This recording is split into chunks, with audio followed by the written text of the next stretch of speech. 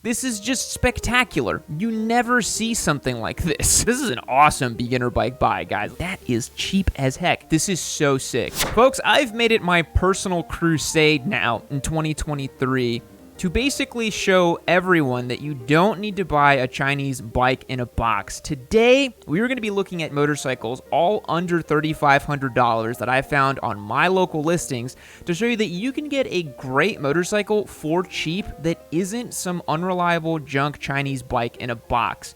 The reason I'm making this video is because I recently purchased a Boom BD250, which is a Venom Motorsports distributed motorcycle, and you guys should definitely go back and watch those videos if you haven't seen them yet. But overall, the bike is a gigantic turd, and what I want to show you guys today is that you don't have to compromise on value, on motorcycle quality, or price to get something great in your area. So we're going to be looking at 10 local listings of bikes under $3,000 that are well within the beginner ballpark, and just to show you guys you don't have to compromise. And you might be saying, this feels a bit like an It Came From Craigslist. Well, that's because it kind of is, which don't tell anybody. And today's video is also supported by Chin Mounts. I'll tell you guys more about them later in the show. Let's get started. So we are starting off nice to not so nice because there's a wide variety of bikes for under $3K. But the criteria here is I wanted something 250cc and up and relatively beginner appropriate.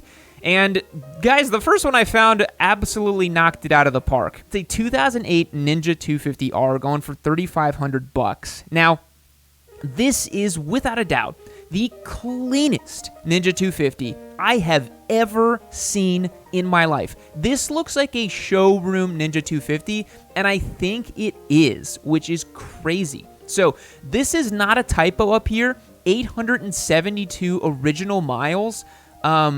Blow up this image over here. You can see that right there. 872 on the odometer. What? There are giveaway bikes that I've done that I've put more miles on than that. That is absolutely amazing. So you can see here, if I could get closer to the images of the tires, I could probably point them out as being the OEM tires that this bike came with. But this is just spectacular. You never see something like this. And this was the generation that had the updated plastics, and I'm pretty sure this is EFI. This is after the Ninja 250 was carbureted, which is even better. What a gem of a motorcycle. Let's see what they have to say about it. It says, perfect bike for new riders, not too powerful and very forgiving. 6-speed gearbox, provide great adaptability and good top end.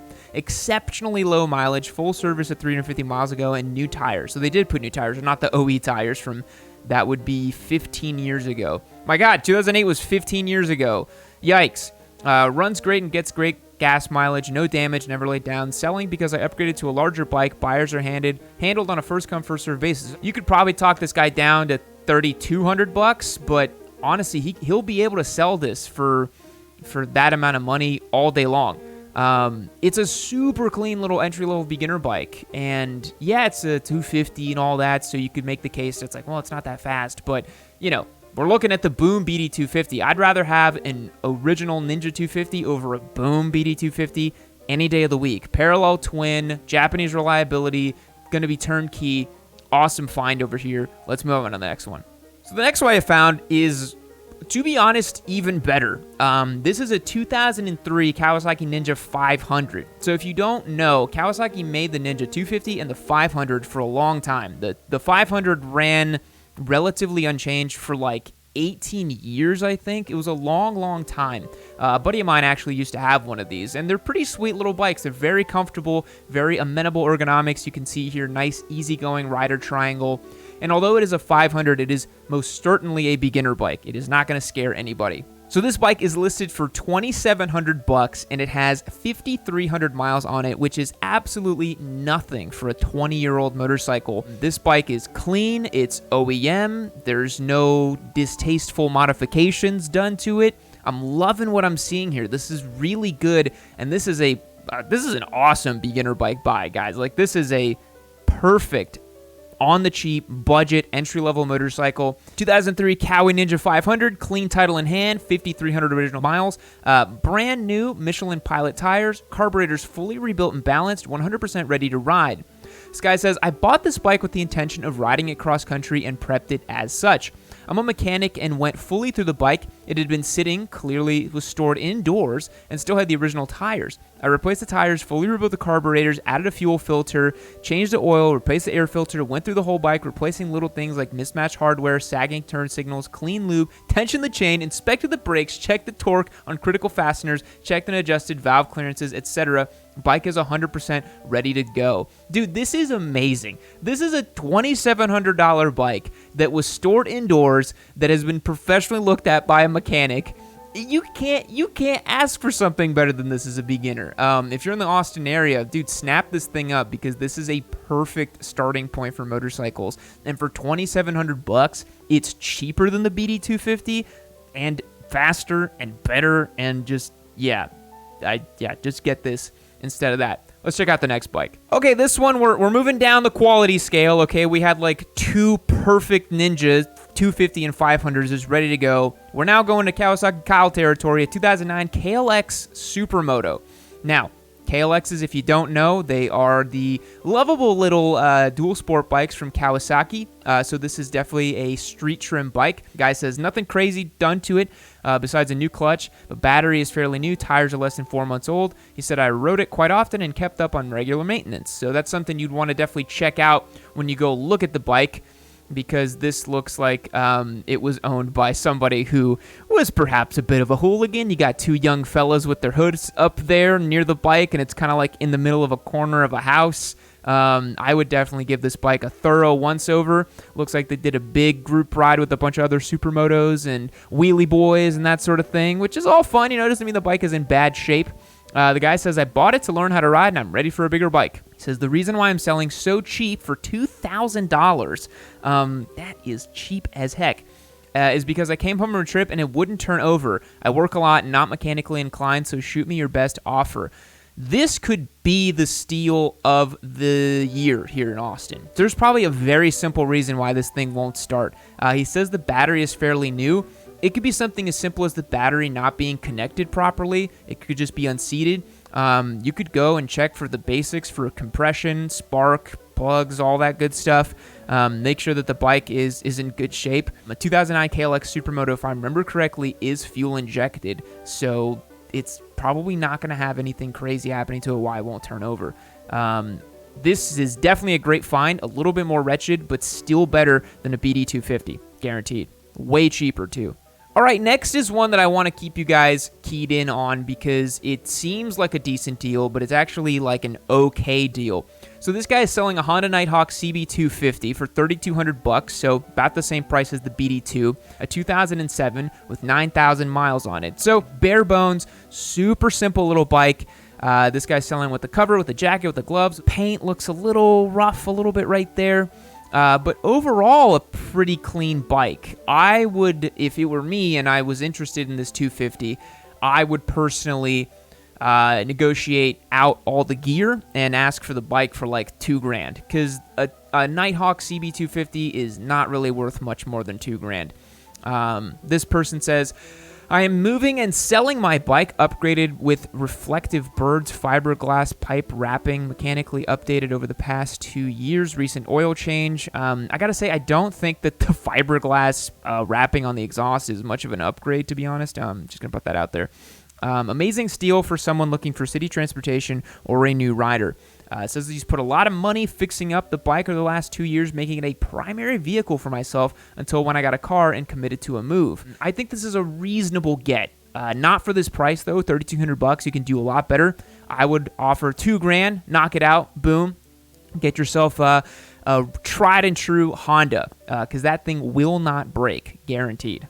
Okay, this one I wanted to include as a bit of a gag. If you're super duper on the cheap, there are some deals out there. People always tell me, Yam, you can't find a motorcycle for less than $2,000, and that is not true. You just have to expand your definition of what you think a motorcycle is. So this is 2006 Yamaha TW200, baby, going for $1,700. This is a let's say a well-loved TW200. Looks like it's had a lot of miles put down on it. Actually, let's check the odometer on it. 5,900 miles, so not too bad, but looks like it's been kind of, messed with, poodled with, a little fun had with this thing. Gotta love the T-Dub with its rear drum brake. Yeah, it looks like a couple modifications. That headlight's definitely not stock. Kind of reduced the whole square big fairing that the TW normally has. And the TW200 is cool because it's kind of like an overgrown Grom. I really love the TW200 as a platform, as a kind of like bop around city bike. It's really hard to beat the T-Dub with its big fat rear tire. You can also roll over just about anything with this thing. This one is weirdly like stripped down, so let's see what the owner has to say. Clean title, runs great, 5-speed, street legal, super fun on and off road. Small crack on exhaust bracket, just needs a quick weld and still holds fine. Not great. Headlight, low beam, high beam, tail light, horn, turn signals all work. Lights on the dash below the speedo, and speedo light doesn't work, but everything else does. Speedo's in kilometers, reading 5,900 kilometers. Just installed a new headlight. So it's a 2006, so it's been around the block. You can tell this bike was, loved a little hard, right? I'm not sure if it comes with this seat or the one we saw previously, because it looks like he kind of turned it into a bit of like a brat bike, which is kind of funny for a T-Dub. But yeah, I think interesting little motorcycle. You can tell this is a bit of a Harley guy back there. He's got the little Harbor Freight special back there too. Likes to keep it fun and fresh on these bikes. But yeah, I think $1,700 is a really fair price for this thing. And it goes to show you again, guys, this is basically half the price of the Boom 250, and it's like 90% the same motorcycle. This is a Yamaha air-cooled 250, so it's actually a 250 and actually reliable, which is kind of a big thing. So yeah, great get on this one. I would highly recommend.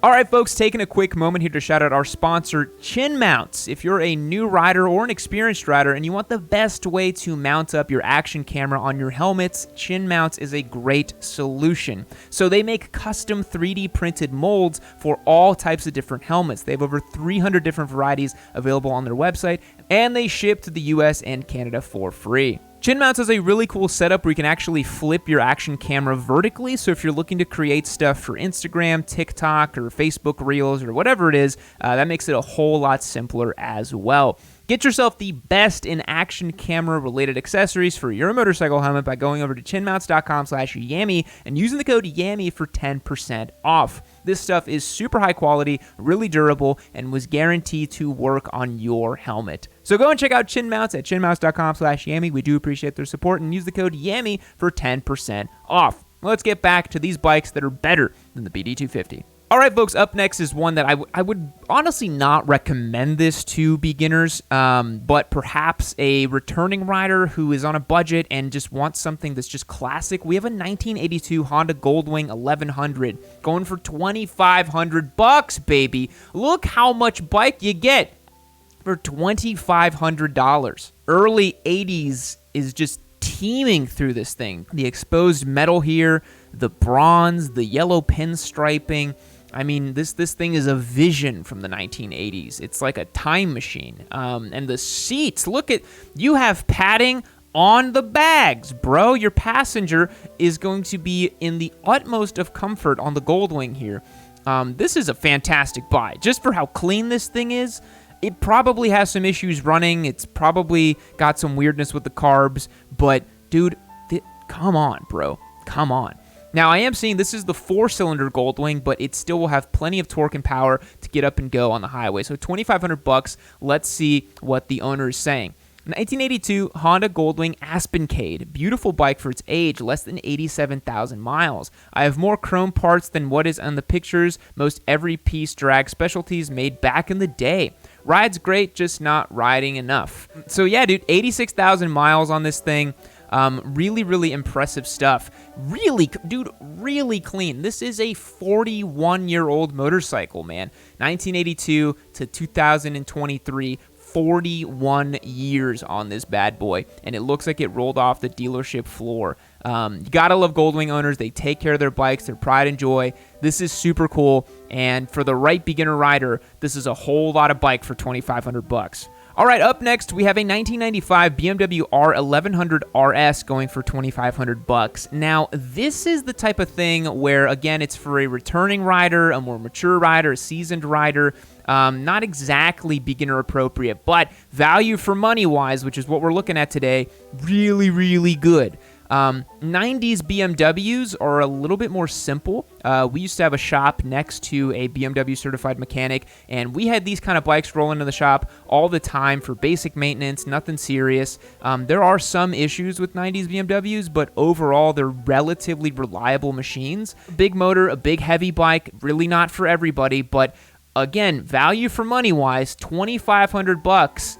This thing is super clean, bro. $2,500 gets you a bike that you can go and slab and tour on this thing all day, no problem. I mean, this is really clean, and this is obviously an older BMW rider who really loved it and enjoyed it. So let's take a look. This person says, my motorcycle is BMW Sport Touring motorcycle model. Mine is awesome. It starts instantly, runs smoothly, engine and transmission are sound.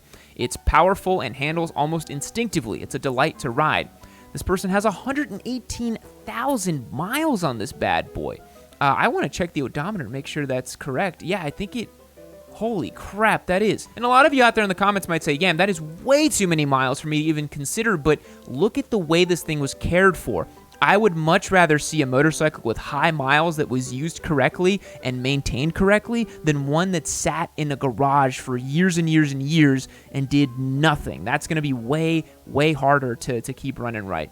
So this person also says, recently complete fluids changed, awesome in every way, always garaged with bright and shiny paint. You'll swear it's only a few years old, and you'll never believe it has 118,461 miles. I don't believe that. Honestly, this is just making me feel like later this year we got to do, once the Boom BD250 meets its fate and just goes off in a Viking funeral, I'm totally going to buy one of these Craigslist bikes and just show you guys how sweet this can be.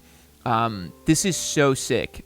I want to buy one of these and just go tour around the US for $2,500. Well worth the money here. Moving on.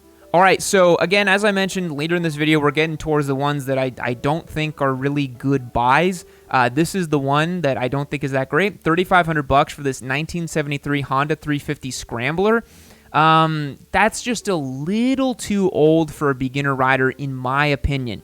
You can certainly get away with it and certainly ride it and have some fun with it, but the amount of gremlins that's going to be on this thing are going to be high. I don't really see a world in which you buy a 1973 Honda and that it's not going to have some weirdness and some issues. This person also wrote the description completely in capital, which makes me question its reliability a little bit. It says it has 8,000 miles on it, which is relatively low for how old it is. But this person says the bike is inspected and has new 2023 license plates ready to ride. I have a good Texas title in my hand, and this super cool 1973 Honda 350cc will last you years to come, take you anywhere, gets 50 plus MPGs on the first kick, and you're on your way. It does have an electric starter as well, which is cool. Call me fast before it's gone. I will say here in Austin, and this one apparently is in San Antonio area, this would go very quickly. There's lots of hipsters and stuff out here that want to own a bike like this, and they will happily buy, but I do think you're going to have some issues with this bike. And last for today, this is one that I thought was really cool, but there's a bit of an issue with it that we're going to have to talk about. It's a 1999 Honda VFR, a 5th gen Interceptor for $1,750. Really, really clean looking bike. Really liking what I'm seeing here. Paint looks good. Everything looks nice. Honda VFRs are usually kept pretty well. They have a great V4 soundtrack. New tires I'm seeing on here. A little crusty. Looks like it was left outside for some of its life, but not the worst thing in the world. Pretty decent. I think as a second motorcycle, you could do a whole lot worse if you're trying to be on a budget. 43,200 miles on the clock. But this guy does have quite a bit here that he has to tell us. So it says here, clean title, needs repair. So not liking that. You don't want to buy a motorcycle as a beginner rider that needs repair. It says, I've owned this motorcycle since 2018. It was used as my daily driver until fall of 2021 when the headlight stopped working. Okay. Previous owner installed a DDM HID headlight kit, which was great while it was working, but kept me from being able to have a current vehicle inspection once it failed. I have tried replacing the ballast, but that as far as I'm willing to go. That's a bit odd. You would just replace it for an OEM light. It would be easier. In the last 2 years, I have only been able to ride this bike during the daytime a few times/month. I let it sit for a few months over the winter with fuel treatment in the tank, and when I came back, the front brakes did not have any fluid or pressure. That should be an easy fix as well, just a new master cylinder and lines. This is an incredible machine, but I don't have the time or space to keep it maintained and road ready. It's always been kept in a garage with routine maintenance performed. Bike is almost 25 years old, so many items have been replaced or upgraded. I've tried to detail everything best I could, and you can tell in the picture there's rust accumulating on the fork caps and the fork and the front brake calipers. Since this bike does not have working brakes or headlights, it cannot be test-ridden and is being sold as is. If you have the ability to fix the brakes and headlights, this can be an incredible deal for such a beast of a bike. I can meet up to show the bike and start it up after 5 p.m. most days. Anytime on weekends, feel free to ask questions or make an offer. Clean title, available for pickup, cash only. So yeah, it just looks like this bike, the basic maintenance was not taken care of. Are these Samco hoses? Hold up. These look like... Yeah, those are aftermarket hoses for this thing. That's really nice, actually. Got a Corbin setup back there. Yeah, the VFR, Power Commander.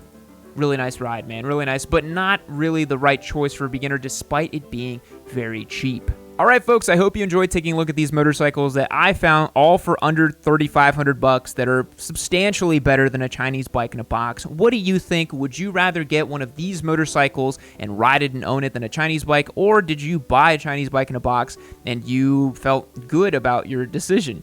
I recently bought one, and I don't feel good about it, and now this is making me pine for a series where I buy a $3,000 bike on Craigslist and go take it on a big tour. That BMW was so sweet. The Goldwing is so sweet. I feel like that would be a really fun series. You guys let me know in the comments if you want to see something like that. I think that would be awesome. And thanks again to Chin Mounts for the support today. We truly do appreciate it. Check out chinmounts.com/Yami and use that code Yami for 10% off. We'll catch you guys in the next one. See you later. Well, look at you. You've made it to the end of another Yami Noob video. You should consider yourself pretty lucky because I have curated this one right over here for you to continue watching. It's probably just as good as the one you just saw. Unless you hated the one you just saw. I don't know, maybe leave me a comment down below about how much you hated it as well too. Or just keep watching this one. Make sure you keep watching Yami Noob. Don't forget to keep watching Yami Noob. That's the most important thing. Keep watching Yami Noob.